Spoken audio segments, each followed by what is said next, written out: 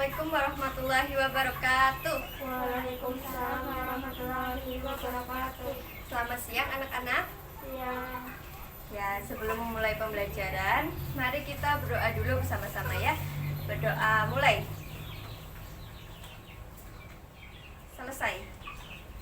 Ya, sebelumnya Ibu bagi materi dulu. Nah, sebelum memulai pembelajaran, Ibu mau tanya hari ini yang tidak masuk siapa ya? Iya, masuk semua. Ya, alhamdulillah.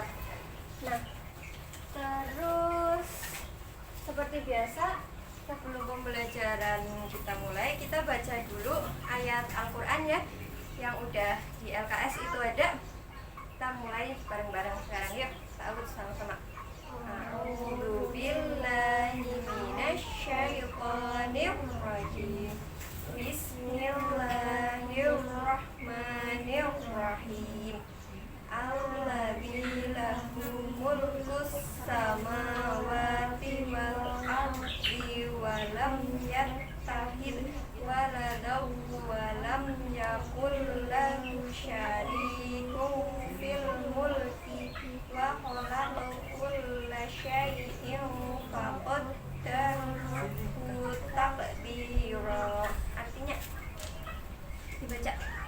Yang kepunyaannya kerajaan langit dan bumi, dan dia tidak mempunyai anak dan tidak ada sekutu baginya dalam kekuasaannya, dan dia telah menciptakan segala sesuatu, dan dia menetapkan ukuran-ukurannya dengan serapi-rapinya.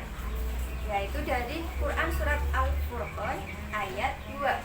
Nah, sekarang Ibu mau cerita dulu. Kalian tahu nggak kisah Nabi Nuh? Tahu? Tahu. Kisah Nabi Nuh itu yang bikin kapal itu ya. Nah, jadi pada saat itu Nabi Nuh diperintahkan oleh Allah membuat kapal karena dikatakan bahwa akan ada banjir besar. Padahal saat itu sedang musim kemarau yang sangat terik. Nah, Nabi Nuh tetap percaya pada Allah dan tetap membuat kapal itu selama bertahun-tahun. Padahal umat-umatnya banyak sekali yang tidak percaya pada Nabi Nuh. Itu sama saja tidak percaya kepada Allah. Iya, tapi Nabi Nuh tetap membuatnya sampai kapalnya selesai dan tiba-tiba banjir datang. Kejadian itu benar-benar terjadi. Banyak umatnya yang tidak mempercayai Allah itu mati terbawa arus banjir. Nah, Nabi Nuh selamat karena percaya kepada Allah. Nah, dari kisah itu apa yang bisa disimpulkan? Itu kita harus beriman kepada siapa? Iya, pintar. Qada dan qadar itu masuk ke rukun iman yang berapa? Apa yang kecil? Iya, pintar.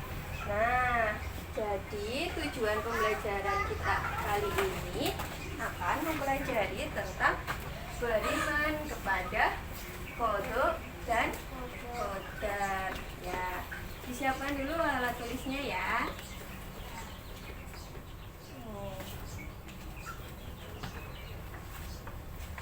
Ibu nempel materi dulu.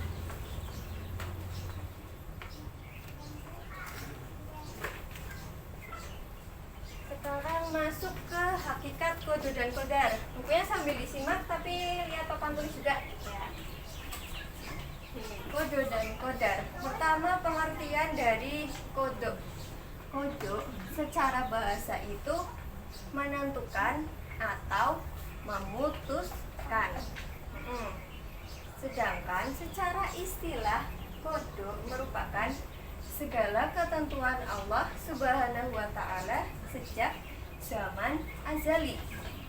Nah, sementara itu pengertian qadar secara bahasa yaitu memberi kadar, aturan, atau ketentuan. Nah, pengertian qadar secara istilah yaitu ketetapan Allah terhadap seluruh makhluknya atas segala sesuatu. Nah, tadi yang kalian baca itu kan ada surat Al-Furqan ya, ayat 2. Nah, di situ kan dijelaskan bahwa segala yang ada di langit dan bumi ini milik Allah. Terus dia juga menciptakan segala sesuatu dan menetapkan ukuran-ukurannya. Itu maksudnya itu adalah kode dan kodarnya. Nah, terus setelah kita tahu pengertian kode dan kodar, kita masuk ke pengertian iman kepada kode dan kodar. Nah, iman itu kan artinya percaya. Jadi kalau iman kepada kode dan kodar artinya percaya dan yakin dengan sepenuh hati bahwa Allah telah menentukan segala sesuatu bagi makhluknya.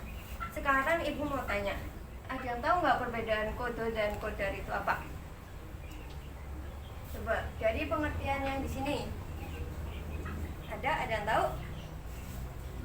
Belum? Apa udah? Coba tunjuk cari. Belum? Nah, secara ini itu bisa diartikan seperti sama, padahal kode dan kodar itu berbeda. Nah, hubungannya itu kepada takdir.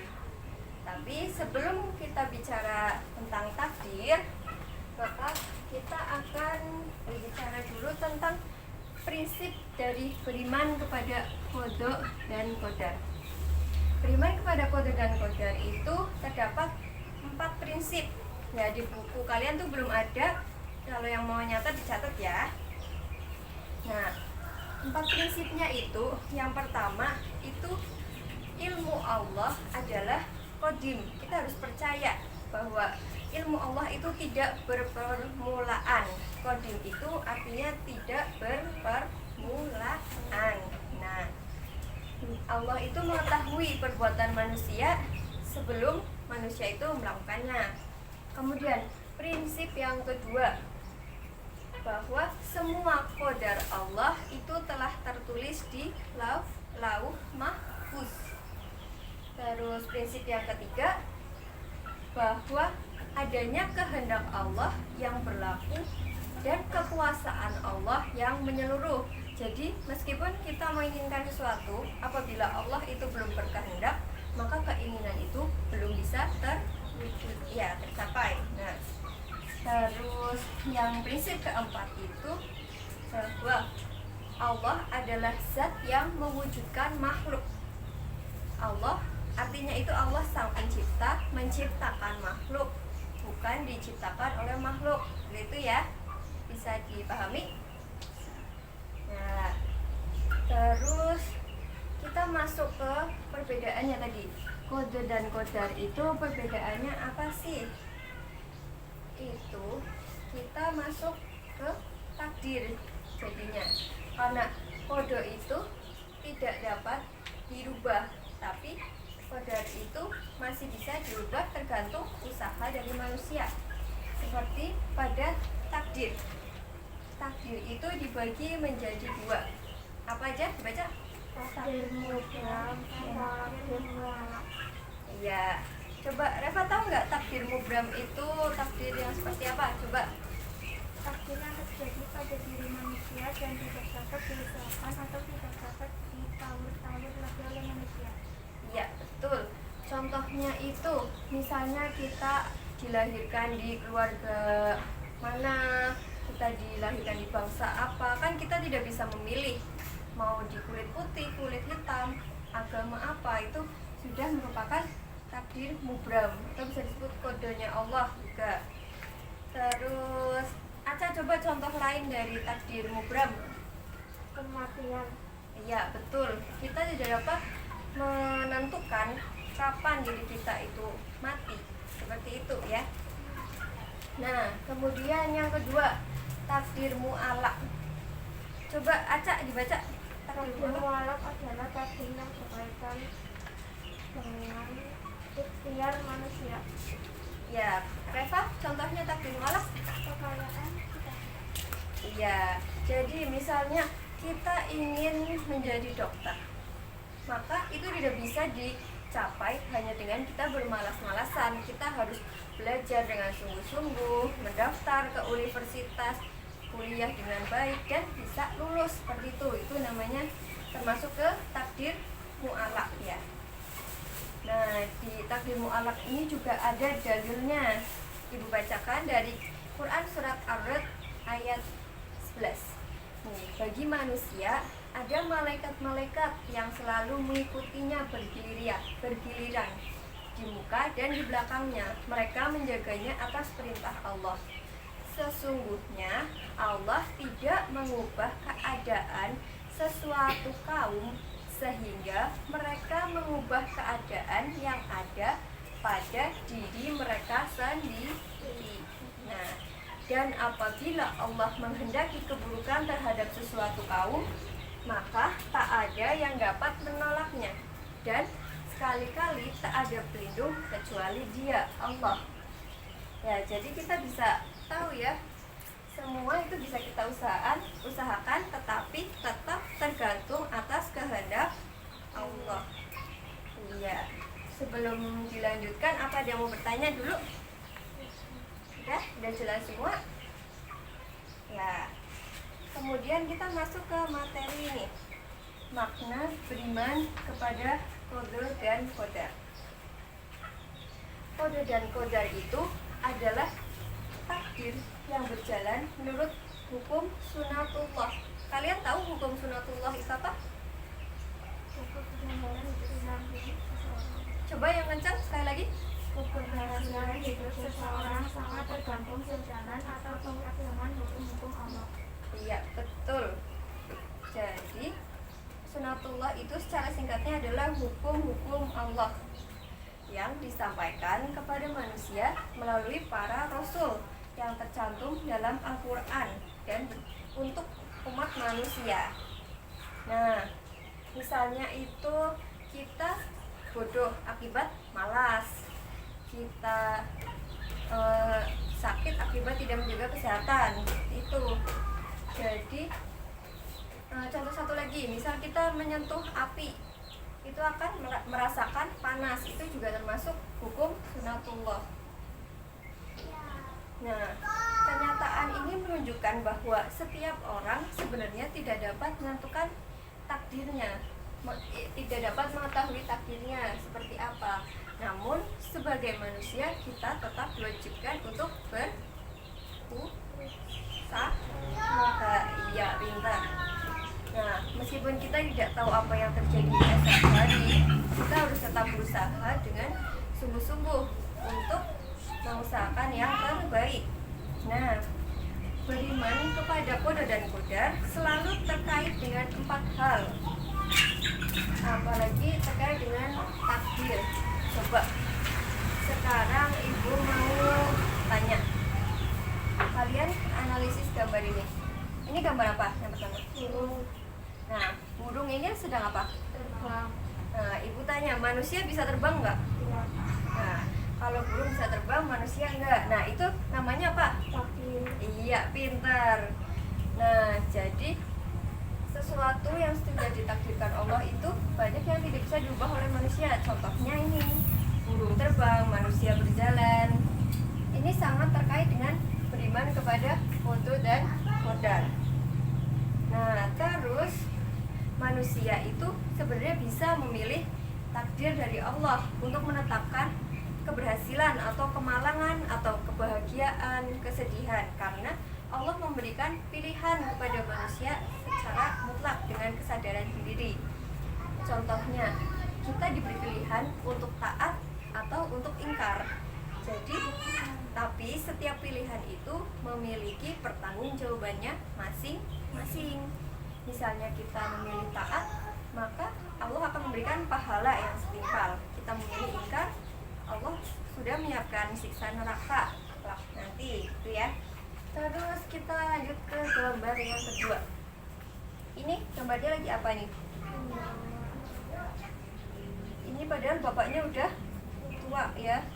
Nah, ini sama aja kayak lagi bekerja keras. ya. Ini orang-orang tua masih bekerja keras untuk memenuhi hidup. Sama aja kita bisa mengartikan ini sedang berikhtiar untuk mencari rezeki. Nah, kalau ikhtiar itu artinya apa? Coba Aca. Ikhtiar adalah berusaha dengan sungguh-sungguh dan sepenuh hati dalam mencapai tujuan. Ya, betul. Meskipun yang pertama itu ada takdir, yang kedua ada ikhtiar. Kita harus tetap mengusahakan semuanya. Nah, siapapun yang berusaha dengan sungguh-sungguh, maka sesungguhnya ia sedang menuju keberhasilan. Meskipun sesekali kita gagal, bukan berarti Allah tidak sayang pada kita. Namun, kita itu masih diberi ujian oleh Allah untuk mencapai kesuksesan di masa yang akan datang. Ya, terus yang ketiga itu lagi ngapain adiknya? Iya, pintar.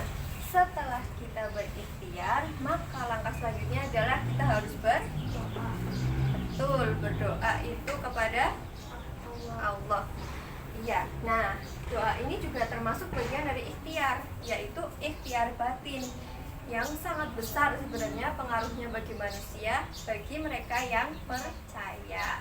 Nah, karena doa itu bagian dari motivasi intrinsik. Ketika kita udah berdoa, kita percaya Allah akan mengabulkan doa-doa kita, gitu ya. Ini juga tercantum pada surat Al-Baqarah ayat 186. Aku mengabulkan permohonan orang yang berdoa apabila ia berdoa kepadaku. Maka kalian teman-teman kalau menginginkan sesuatu jangan sungkan untuk berdoa kepada Allah ya. Ya. Kemudian yang terakhir, udah ada tulisannya. Nah, setelah kita berikhtiar, berdoa, hal yang selanjutnya kita lakukan adalah bertawakal. Kan kita sudah mengimani takdir dibarengi dengan usaha, doa.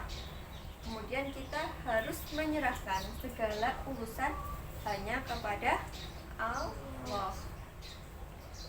Nah, tawakal ini sering disalahartikan bahwa kita hanya pasrah saja tanpa melakukan apapun. Padahal tawakal ini seharusnya dilakukan setelah kita berusaha semaksimal mungkin dan berdoa juga semaksimal mungkin. Nah, setelah ini Ibu mau tanya, coba bukunya tutup dulu. Coba 4 hal terkait beriman pada kode dan kodar. Yang pertama, takdir. Kedua, ikhtiar. Ketiga, keempat, iya, udah pada tahu semua ya. Sekarang Ibu mau ngasih soal sama kalian. Soal kamu semua itu milih ya, satu-satu. Coba, nih. Nanti Ibu bahas soalnya. Nah, nih, terus Ibu kasih kertas sama pulpen. Dikerjakan ya. Nanti kalau udah dikumpulkan, terus kita bahas. Yuk, Ibu kasih waktu 1 menit buat mengerjakan. Nggak boleh contek-contekan, yuk.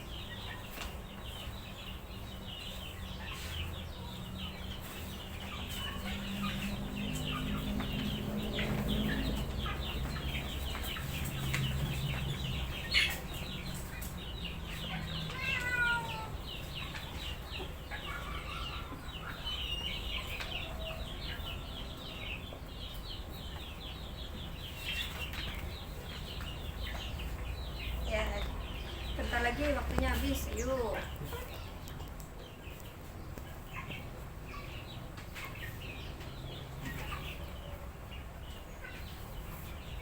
Udah? Aca udah selesai sama soalnya sih. Nanti kita bahas soalnya bareng-bareng. Reva udah selesai? Ya.